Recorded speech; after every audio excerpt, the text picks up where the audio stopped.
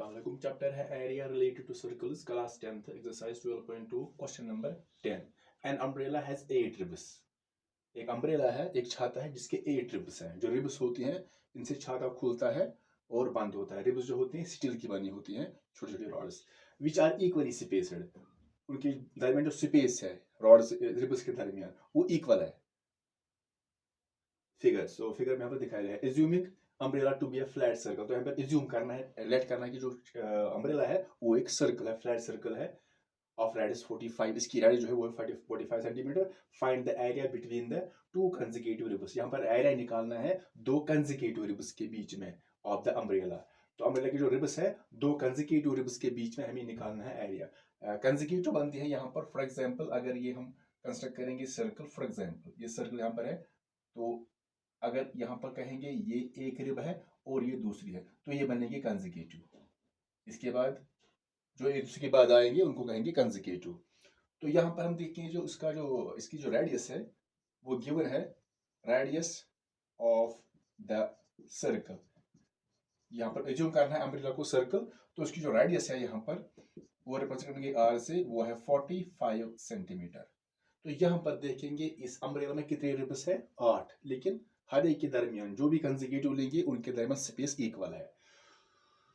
यहाँ पर भी ये रिब्स कनेक्टेड है एक दूसरे के साथ, यानी अगर पॉइंट्स जैसे अगर ये रिब्स होंगे, ये रिब्स है इस अम्ब्रेला की, अगर 8 रिब्स हैं तो इनके बीच में इक्वल स्पेस है। लेकिन जो एंगल होगा इस पॉइंट के दरमियान तो कंप्लीट एंगल बनेगा 360। अगर 8 रिब्स हैं लेकिन इनमें स्पेस इक्वल है तो डिवाइड करेंगे 8 से। लेकिन यहाँ पर होनी चाहिए जो स्पेस है, जो space between the ribs consecutive ribs वो इक्वल होनी चाहिए, तभी हम डिवाइड करेंगे 8 से। तो यहाँ पर निकालेंगे सेंट्रल एंगल, वो करेंगे थीटा से सेंट्रल एंगल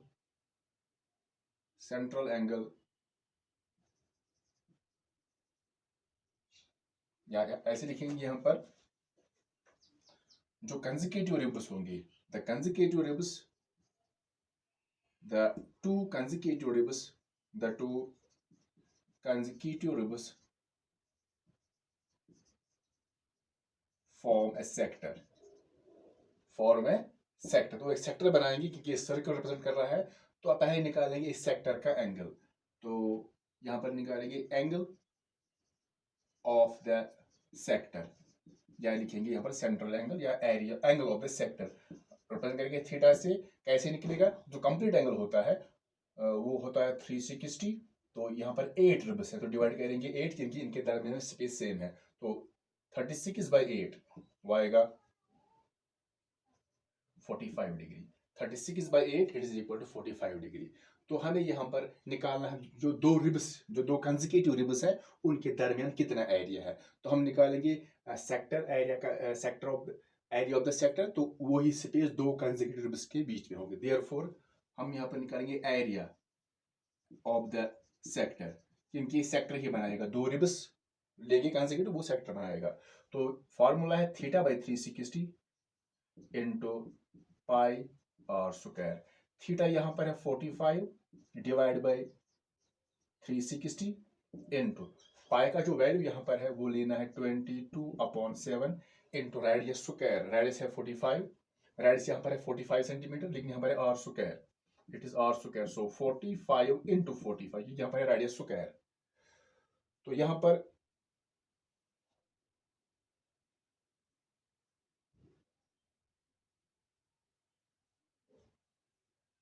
हम मल्टीपल करेंगे या हम यहाँ पर कैंसिलेशन भी कर सकते हैं, या हम 45, 22, 45 और 45 इनको मल्टीप्लिकेशन करेंगे और डिवाइड करेंगे इसे। तो यहाँ पर हम कर सकते हैं कैंसिलेशन की, तो कैंसिलेशन भी जैसे 5 से, तो यहाँ पर 5 7 जा 35, 5 2 जा 10, 5 9 जा 45।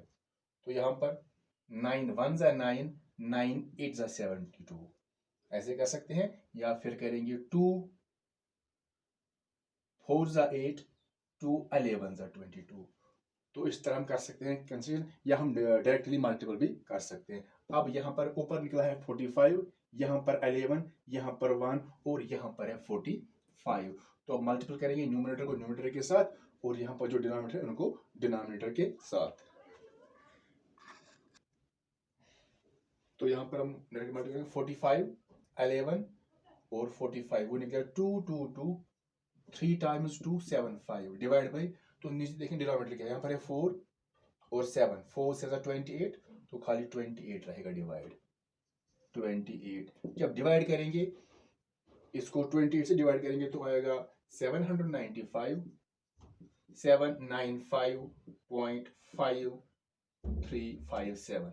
हम पॉइंट के बाद खाली 2 लेंगे तो वो बनेगा अप्रोक्सीमेट, इसका वैल्यू आएगा 795.54 स्क्वायर सेंटीमीटर बट अप्रोक्सीमेटली। तो ये होगा दो कंसेक्यूटिव रिब्स के दरमियान इतना area. Therefore area between the two consecutive ribs is equal to, वो होगा 795.54 सेंटीमीटर स्क्वायर अप्रोक्सीमेटली।